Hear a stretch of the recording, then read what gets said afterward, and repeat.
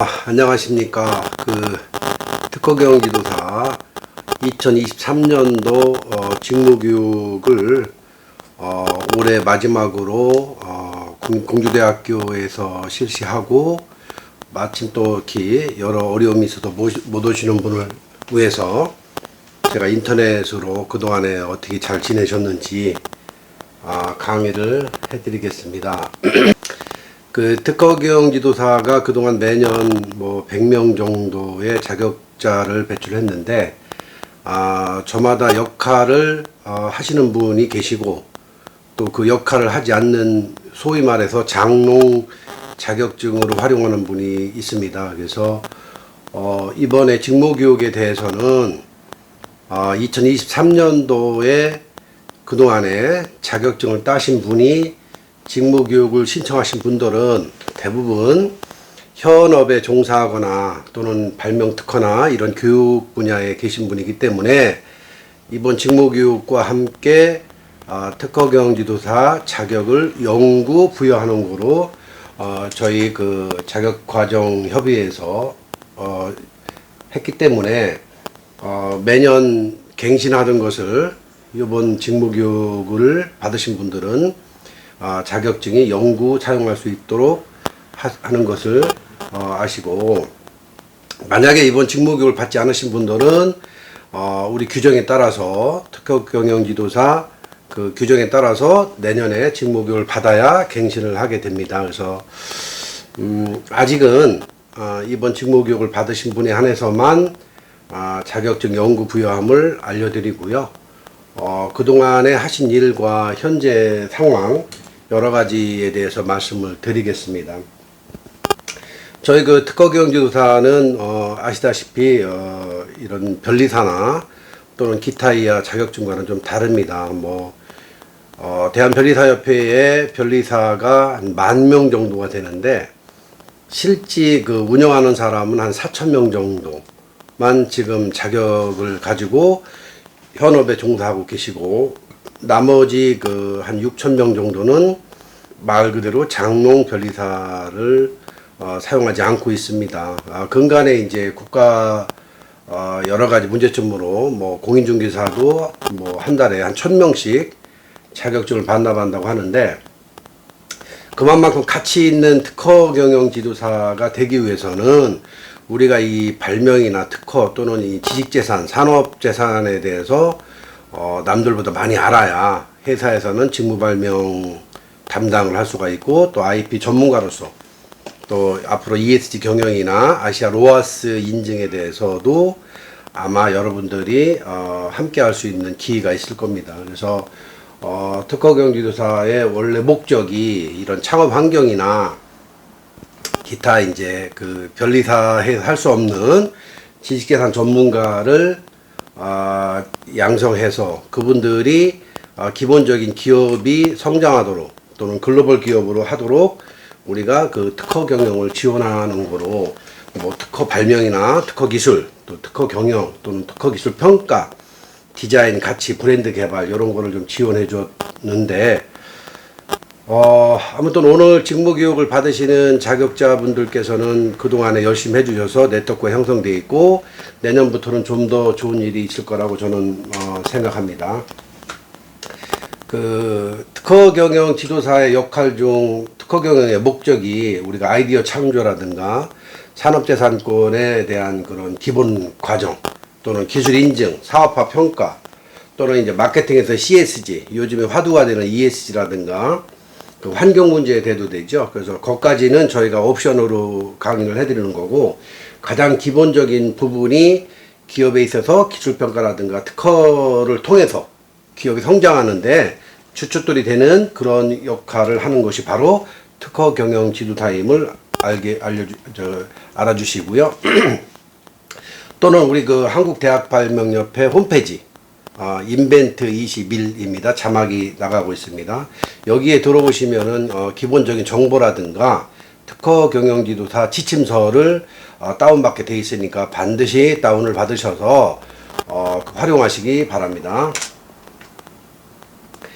특허경영지도사가 할 일은 뭐 여러 가지가 있겠지만, 기업이, 우리가 컨설팅이나 또는 기업을 지원할 때, 기업이 아이디어가 없을 때 아이디어를 도와주는 것도 저희들이 좀 할 역할입니다. 뭐, 물론 이제, 그 아이디어를 우리가 내주는 게 아니고, 회사나 또는 개인 창업자가 아이디어를 내려고 했을 때, 우리가 조금 더, 가치 있는, 말 그대로 청광이 좀 괜찮고 이런 가치 있는 아이디어를 도와줌으로써 그 기업이 성장한다면 여러분들이 아마도 그 특허경 지도사로서 역할이 충분히 있을 거라고 생각합니다.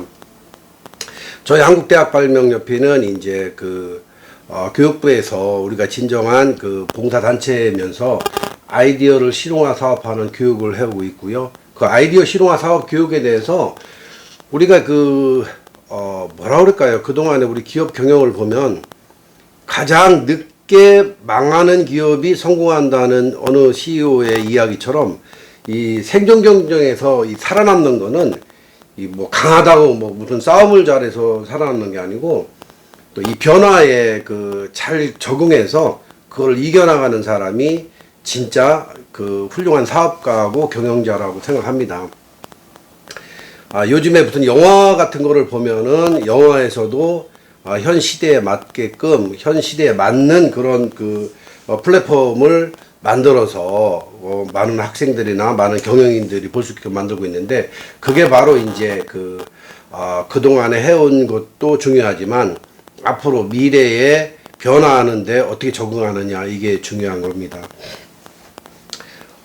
실패 원인을 찾아서 새로움. 요즘에는 소비자가 무슨 어디 시장에 가서 물건을 사는 경우도 있겠지만 대부분 뭐예요?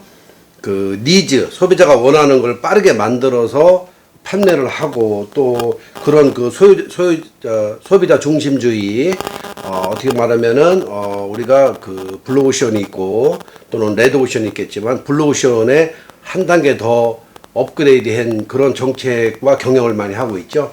그거 보고 이제 우리가 온디맨드식이라고 그랬는데 우리가 무슨 원가를 아꼈다거나 아니면은 무슨 이렇게 복지 혜택을 더 줬다든가 이래서 기업이 성장하는 건 아니죠. 어느 모 기업 같은 경우는 매출액이 몇 조를 했는데 결국은 직원들한테는 혜택을 안 주고 기타 이하 봉사활동만 하다가 자기 직원들의 귀한 거를 모르고 망하는 경우도 제가 많이 봤고요.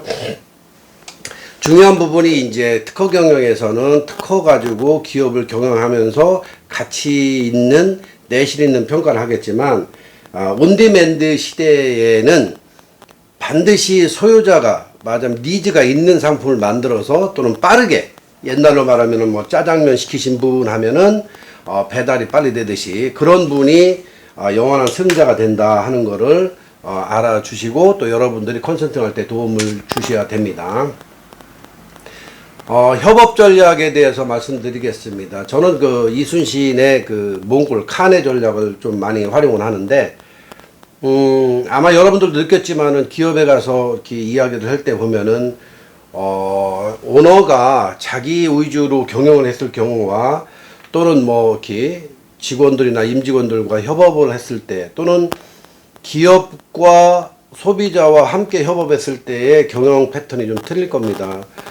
여러분 몽골 영화를 보면 알겠지만 그 당시에 몽골의 그런 협소한 데서 유럽이나 이런 아시아까지 점령했던 이유가 그분들만의 빠른 이동 수단, 말의 안장을 개발했다든가 또는 이제 칸이라는 직함을 주고 또는 어쩔 수 없이 나라를 잃음으로써 나의 아내, 남의 아내가 적군의 포로가 됐을 때 다시 찾아와서 내가 품어주는 그런 배려 이런 부분으로 몽골이 그 당시에 유럽을 점령할 수 있듯이 저희도 임진왜란 때 이순신 장군이 어찌 보면 칸의 전략으로 제가 말하고 싶은데 거의 7년간인가요?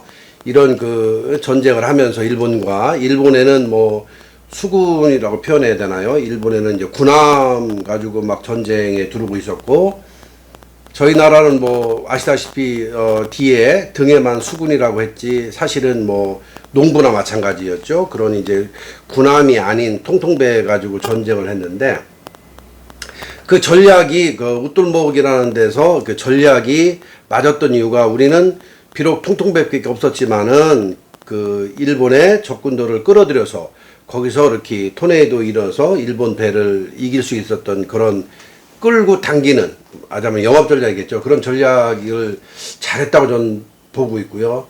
또 하나는 이제 그 당시에 저희 나라가 이런 뭐 군인들한테 제대로 뭐 혜택을 줄 수도 없었고 먹을 것도 제대로 없었고 그러다 보니까 이 그 뭐라 그럴까요? 그 국민들이 전부 다 이렇게 군인을 불신하고 나라를 불신임했을 때 이순신 장군은 그 많은 그 국민들을 끌어서 소위 말하는 이제 그 자체적으로 소금도 생산하고 이 쌀도 생산하고 또는 채소도 생산하고 그 당시에 그 먹을 게 없어서 힘들었을 때 그런 거를 생산해서 모두가 잘 먹고 잘 살게 한 것이 바로 둔전경영이라고 그러죠. 그런 비축한 거를 가지고 전쟁을 했기 때문에 전쟁에 이긴 거죠. 마찬가지로 저는 이제 둔전경영을 특허경영에 접목시킨다고 생각하면은 기업이라 하면은 남이 없는 무기가 좀 있어야 되겠죠. 그냥 무조건 생산해서 뭐 1원, 2원, 10원이 아니라 남이 하지 않는 무기, 다시 말해서 특허 정도는 있어야 되지 않겠나. 그게 기본일 거라고 저는 생각합니다. 다만 지금 이제 협업 전략이라고 했으니까 특허를 있는데 그 특허 자체가 좀 강한 특허여야 되겠지. 그냥 소위 말해서 청구항이 하나나 두 개 있는 특허는 제가 생각해서는 강한 특허라고 볼 수가 없다고 생각합니다. 요즘에 특허 출원하는 데는 상당히 어려움이 많은데 과거처럼 이렇게 심사관들이 많지 않기 때문에 또는 이렇게 우리나라가 세계 4위국이라고 그랬죠. 물론 이제 아주 좋은 특허도 많지만 너무 막 특허가 범람하다 보니까 이거를 다 심사를 소화하지 못하기 때문에 우선 심사를 해도 1년이 넘는 경우가 종종 있습니다.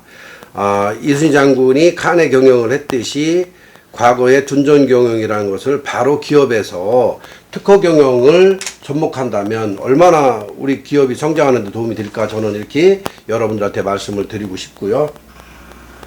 요즘에 이제 로봇 사업이 굉장히 성장하고 있죠. 과거에 뭐 에코프로 등 뭐 이렇게 2차 전지 사업에서 심지어 제가 에코프로비엠을 한 10만 원 정도 때 그 이야기를 들은 적이 있는데 그 뭐 156만 원까지 갔고 거기에 또 이렇게 개미들이 투자해서 지금은 90만 원대 간 경우가 있고 또 이렇게 카카오 같은 경우는 뭐 4만 원대 지금은 4만 원대인데 그게 뭐 20만 원 간다고 애널들이 일반 소비자한테 개미들한테 막 띄워놓고 결국은 이제 다시 4만 원 가니까 곡소리 난다는 이야기를 좀 합니다. 이 자체가 여러분들이 잘 기억하고 기업에 전달해서 컨설팅해야 될 문제가 우리는 자기 자신, 자기 기업에 대한 평가를 안 하고 남의 말만 듣고 투자라든가 또는 뭐 생산을 하다 보니까 망하는 경우가 상당히 많습니다.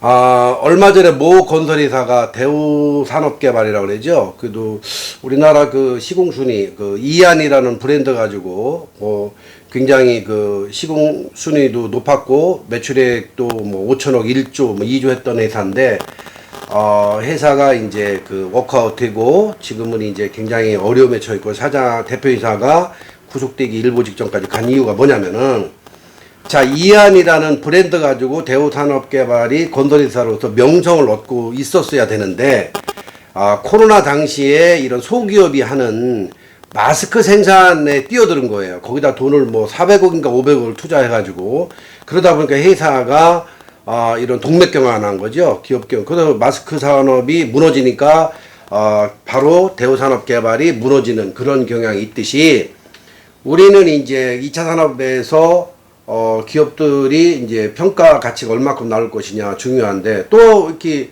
뭐 두산 로보틱스라든가 삼성의 무슨 로봇 또는 무슨 뭐 로봇 만드는 회사들이 한 20여 배가 되는데 저희 나라에 과연 로봇이나 드론을 한번 평가해 볼 만합니다. 여러분들이 컨설팅 할 때 로봇 만드는 회사나 드론 만드는 회사에 평가를 한다면 과연 어떻게 활용할 것인가. 나오겠지만 뒤에 뭐 커피 만드는 기계도 만들고 또는 뭐 이렇게 식당에서 서빙하는 로봇도 만들고 여러 가지 만들지만 앞으로 인력이 사람들이 할 수 있는 그런 그 일자리도 줄어들 것 같고 여러분 잘 알겠지만 로봇이라든가 드론 같은 경우는 중국의 DJI 회사가 선도적 역할을 하고 있죠. 물론 이제 DJI에서 만드는 거는 하드웨어를 잘 만들죠. 거기에 중요한 이제 소프트웨어, 다시 말해서 반도체 소자라도 반도체는 미국에서 갖고 있는 특허 때문에 중국의 DJI가 결국은 미국한테 이렇게 뭐라 그럴까 SOS 하는 그런 회사가 될 수밖에 없었고요. 지금 우크라이나나 그 러시아 상공에 떠 있는 게 전부 다 드론이랍니다. 탱크가 지나갈 때 거의 드론이 자동적으로 잡아가지고 폭파하는 경우가 있는데 이 드론의 역할과 또는 로봇의 역할을 한번 여러분들이 컨설팅할 때 참고하셔야 되는 게 그 회사에서 어떤 로봇을 만들든 아니면은 뭐 드론을 만들든 거기에는 핵심 부품이 중요할 수가 있고 또는 그 하는 역할이 중요할 수가 있을 겁니다. 제가 얼마 전에 그 로봇을 만든다고 하길래 회사를 한번 찾아가 봤더니 그 회사에서 만드는 게 이제 음식 그 만드는 로봇을 만들더라고요. 그래서 과연 이제 그 앞으로 음식을 만들고 소비자를 위한 그런 뭐라 그럴까 미래지향적인 게 아니고 인력을 대체하는 것만 만든다면은 로봇 시장도 아마 얼마 안 가서 포화가 될 것 같습니다. 그래서 로봇을 가지고 뭘 할 수 있는지도 한번 여러분들이 생각해 봐야 되고 제가 여기 도표에 나와 있듯이 드론 같은 경우는 앞으로 이제 저기 전기 배터리 자동차에 뭐 충전을 한다든가 또는 뭐 외벽 청소를 한다든가 뭐 여러 가지가 있겠죠. 그래서 컨설팅 하실 때 드론과 로봇과 2차 전지 한 번쯤 여러분들이 한번 기업을 제대로 보고 컨설팅 해야 될 것 같습니다. 자, 이게 바로 이제 JIT라든가 MRP 시스템이라고 하는데 JIT 시스템은 잘 아시겠지만 도요타 방식이라고 그러죠. 적시 생산 방식, just in time이라고 그러는데 지금 기업에서 이제 필요한 게 뭔가, 이거를 기업이 필요한 게 뭔가, 이걸 다시 말하면 니즈, 소비자가 원하는 게 뭔가, 이걸 만들어 팔아야 됩니다. 그런데 소비자가 원하지 않는데 과거에 우리가 다 품종 다량 생산해서 기업의 창고에 쌓아놓듯이 소비자가 원하지 않는 상품을 만들거나 개발한다면 그 기업은 도태되는 겁니다. 아무리 좋은 특허가 있어도 그 특허가 JIT, Just in Time, 지금 필요하지 않은 특허라면은 결국은 사업자 등록처럼 벽에다 걸어놓는 하나의 전리품으로 전략하고 마는 겁니다. 그래서 가능하면 특허도 이렇게 뭐라 그럴까 그 리사이클이 있습니다. 뭐 필요하지 않은 특허는 없겠지만 어떠한 이유에서든 기업이 성장하기 위해서 특허 경영에 성공하기 위해서는 그 현실에 맞는 특허가 반드시 기업에 있어야 되기 때문에 이거를 다시 말해서 JIT, Just in Time 필요한 게 뭐냐 이렇게 말씀드리고 싶고요. 그 다음에 MRP 시스템이 있습니다. 여러분 잘 알겠지만 요즘에는 건설을 한다든가 아니면 어떤 물건을 만들 때 로스가 별로가 없습니다. 이게 말하면 바로 자재 소유 개입, 재고 관리가 정확해야 되겠죠. 뭐 물건을 만들어서 얼마에 파는 게 중요한 게 아니라 만약에 그 재고가 많이 남거나 또는 부속물이 많이 남는다면 결국은 회사로서는 적자가 나는 거죠. 가끔 우리는 이제 이런 경우가 있습니다. 그 무슨 올 겨울에 김장 김치가 올라갈지 또는 지금 사과라든가 배가 올해 가격이 많이 올랐죠. 이런 올랐을 때에 이걸 어떻게 조절할 것인가 수급 조절을 비쌌다 쌌다 하는 게 바로 이제 그 MRP 시스템인데 기업에서는 아주 중요합니다. 물건이 언제 팔릴지 또는 어떤 물건이 잘 나갈지 이거를 판단하는 게 바로 특허 경영 지도사가 할 일이니까 여러분들 참고하시기 바랍니다. 물론 여기에는 이제 제품 개발 단계라든가 또는 뭐 상품화 단계 또는 사업 성장 단계 요런 거를 여러분이 표현하기 좋게끔 얘기하면은 핵심 특허를 어떻게 확보할 것이냐, 상품화를 또 어떻게 만들 것이냐, 또는 매출, 마케팅을 어떻게 할 것이냐, 요런 부분이 있기 때문에 아마 기업 성장에는 여러분들이 굉장히 중요한 역할을 할 거라고 저는 생각합니다. 기업을 경영하는데 특허가 굉장히 중요하다고 그랬죠. 자, 특허가 중요하지만 기술과 특허와 마케팅이 하나로 뭉쳤을 때 어찌 말하면 경영과 성장의 산이라고 그러죠. 뭐 만약에 1000m를 달렸을 때에 만약 기술이 있었다. 그러면 그 다음 1000m 같은 경우는 생산을 잘해야 되겠죠. 뭐 특허를 가지고 생산을 100% 할 수 있는 건 아닙니다. 자, 그 다음 기술과 특허까지는 좋았는데 그 다음에 이제 CS 마케팅을 못하면 회사가 또 도태되는 거죠. 그래서 결국은 기업은 강한 특허를 갖고 있으면서도 자기가 생산할 수 있는 생산품과 또는 그거를 마케팅할 수 있는 그런 소비자를 갖다가 그 힘을 역할할 수 있는 그런 TPM 이론이 있어야 됩니다. 저는 이걸 TPM이라고 하는데 테크놀로지 페이턴트 또는 마케팅에서 TPM 이론이라고 하는데 반드시 기업에는 그 기술과 그 다음에 특허와 마케팅이 있어야 되니까 여러분들이 기업 경영하는데 또는 여러분들이 컨설팅 할 때 주의 있게 이야기를 해 주셔야 된다고 여러분들한테 이야기하고 싶습니다. 그동안 저희 한국대학발명협회나 우리 특허 경영지도사에서 하는 역할도 많았지만 저희가 교재도 많이 개발하고 있었고 그동안에 우리 협회의 여러 가지 브로셔라든가 또는 그 ICPC 논문대회 그 다음에 저희가 지식경영이라는 월간 책자를 발행하고 있었고요. 잘 아시다시피 이제 국제대회 세계 발명 창의 올림픽을 개최를 했고 또 대한민국 청소년 발명대회로 개최를 했고 이번 12월 달에 여러분들이 할 일입니다. 대한민국 지식경영 대상을 저희가 수여합니다. 이것도 여러분들이 참고하시면 될 것 같고요. 로아스 인증이라든가 이런 부분 그래서 여러분들이 할 일이 좀 많이 있을 겁니다. 그 다음에 저희가 이제 로아스 인증을 같이 하고 있는데 이런 인증도 여러분들이 앞으로 하면서 많은 수익을 창출하기를 바랍니다. 그래서 여기까지 1강을 마치겠습니다. 감사합니다.